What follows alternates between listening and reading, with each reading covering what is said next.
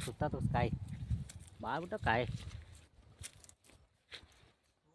ಆತ್ಮೀಯ ರೈತ ಬಂದ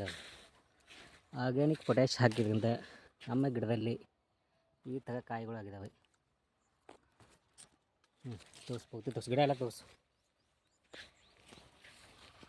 ಗಿಡಕೊಂಡು ಆಗತ್ತೇನು ರೀ ಆತು ರೀ.